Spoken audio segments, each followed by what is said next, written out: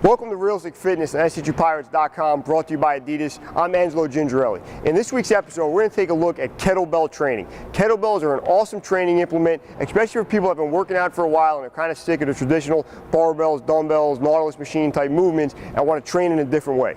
One of the best things about kettlebell training is it evolved us to do fairly explosive whole body movements without having to do the traditional Olympic lifts of the snatch and power clean. As good as those lifts are, they're not for everybody. And to do them with a barbell on a platform, if you're not trained properly and don't know how to miss a lift correctly, can be really dangerous. One other great thing about kettlebells is they're unilateral. You can put a kettlebell in one hand and get a lot of work in if the other side of your body is injured for any reason.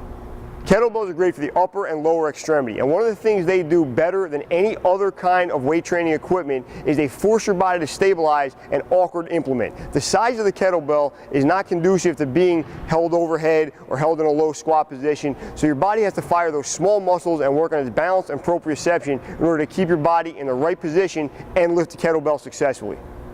Kettlebells are great, but they're not for everybody and they're not to be used all the time. They're ideal for people that have been working out for a long time and want to break from the monotony of their regular gym exercises, and they're great for people that have kind of peaked out on the dumbbell, barbell, Nautilus machine side of things and want to try something different. What they're not good for are beginners that have never trained before, their body is simply not ready to work out with kettlebells and do the movements properly, and they're not really great for anybody with any kind of extensive injury that prevents them from standing upright or their balance or proprioception being off.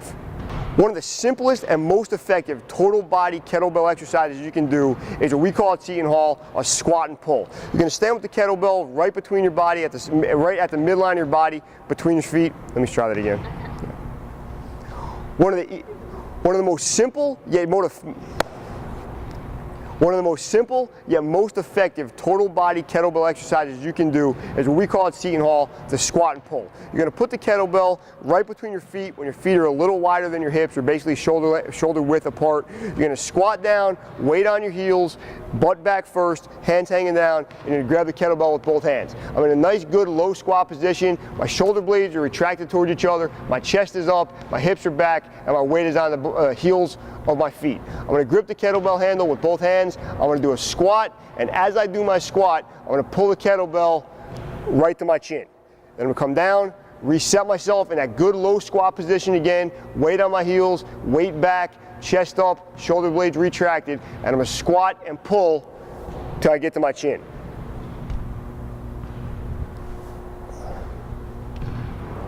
The next step in the kettlebell progression to moving towards more explosive movements is what we're going to go ahead and call the kettlebell swing. We're going to set up much like we did for the squat and pull. We're going to make it a little more faster, a little more dynamic, and really fire the muscles of the body fast. Let me try this again.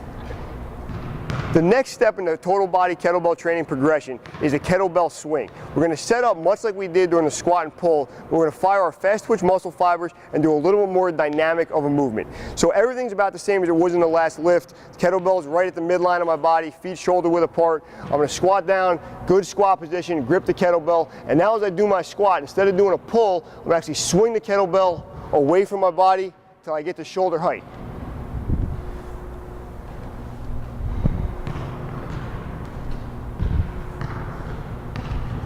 What we're starting to teach our body to do is extend our hips and knees at the same time and really get ready for our explosive training when we get on the platform and do our Olympic lifts or in our more complex kettlebell lifts that we'll look at in another episode. Another good way to really work on your upper body strength and stability is a seated kettlebell press. This is what we're going to call a long sit kettlebell press because my legs are extended out in front of me. I'm going to make sure to keep my core tight, my chest up, and my body perpendicular to the ground. I'm going to go ahead and grip the kettlebell with the weight back rested on my forearm. I'm going to press over my head in slow and controlled motion and lock it out, hold it for a second up top, and bring it back down. To make this movement one step harder and really fire your forearm muscles, which at Seton Hall we use for our baseball and softball kids that need to have strong forearms and grip strength to hit the ball well, we can try to take it the next step further, put the weight on top of our hands, grip tightly, and press that way. That fires your arm in a whole different way than we did before and makes an easy movement really hard. One of the more complicated total body explosive training exercises you can do with a kettlebell is a kettlebell snatch. Now, if you haven't done a snatch with a barbell yet, which let's be honest, most people have not, this is a good transition exercise to get yourself to be able to do that. So what we're going to do is we're going to get the same position we were for the squat and pull or the kettlebell swing, which is shoulder width stance, kettlebell right at the midline of my body. I'm going to do it right-handed first since I'm righty. I'm going to reach down in a good squat position, grip the handle of the kettlebell. I'm going to stand up. And when I finish my pull, I'm going to go ahead and finish on top of my head with my upper body completely stable, arm locked out, shoulders stable as possible. So when we watch that lift at full speed, it's going to look something like this. I like to keep my other hand behind my back just to keep it out of the way. So we're here.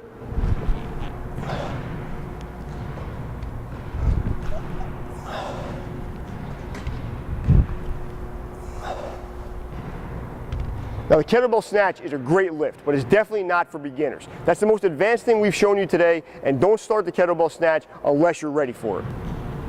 So that's going to do it for kettlebell training on Realistic Fitness.